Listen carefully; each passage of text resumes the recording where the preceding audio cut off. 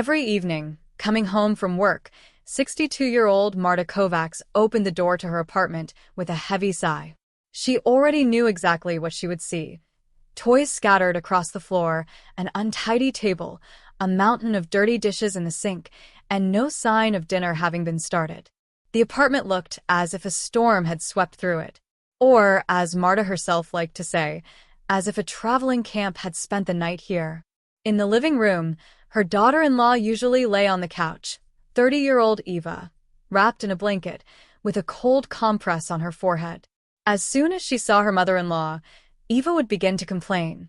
Nausea, dark spots before her eyes, dizziness, the feeling that she was about to faint. She said it was probably her blood pressure again, or another migraine coming on.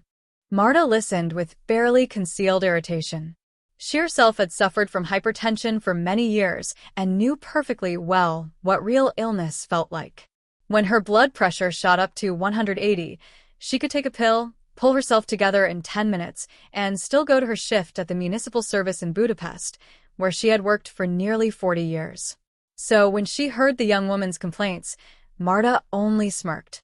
She would even take out her blood pressure monitor and demonstratively measure Eva's pressure. The numbers were always ridiculous. In her opinion, 135, 140. With pressure like that, I'd still wash the floors and go for a walk, she thought. Marta lived in a spacious four-room apartment together with her son Peter, his wife Eva, and their 2-year-old daughter Lily.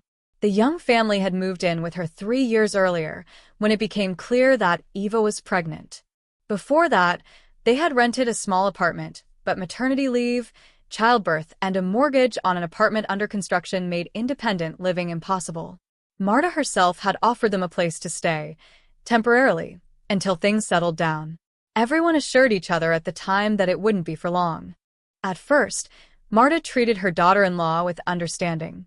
During the pregnancy, Eva really did get sick often, severe nausea, constant pain, overwhelming weakness that sometimes kept her from getting out of bed.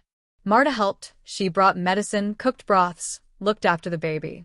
She sincerely believed that things would get easier after the birth. But a year passed, then another, and Eva kept getting sick as if on a schedule. The young woman had health problems from childhood, chronic gastritis, joint issues, a fragile nervous system. On top of that came regular migraines, so severe that she could lie in the dark for hours, unable to respond to anything. On days like that, the house fell into chaos. Little Lily ran from room to room, pulling everything within reach. Dinner went uncooked, laundry sat untouched in the washing machine, and after a long workday, Marta had to silently roll up her sleeves and restore order. Over time, the mother-in-law's sympathy turned into fatigue and distrust. What irritated her most was that Eva could lie there with terrible pain and still calmly scroll through her phone, texting or watching videos. In moments like that, Marta would press her lips together and say that if there was enough strength to be on the phone, then there was enough strength to take the child outside for a walk. The final straw was a spring virus. Marta brought it home from work. Half her colleagues had been sick. She treated herself for a couple of days, barely stayed in bed, and by Monday she was back at work. Eva caught the virus from her and immediately collapsed for an entire week. She lay there, groaning, unable to get up. On Thursday, Marta finally snapped and said it was time to stop pretending to be terminally ill, that the virus wasn't that serious, she knew from experience, and that people needed to pity themselves less if they wanted their health to improve. From then on, every new episode of Eva's illness triggered nothing but irritation in Marta. One evening, she again found her daughter-in-law on the couch with a compress on her head. Eva quietly muttered something about nausea and dizziness.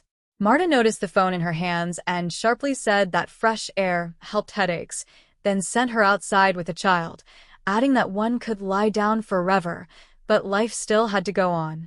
Deep down, Marta was no longer sure that Eva was pretending, but she couldn't admit it to herself.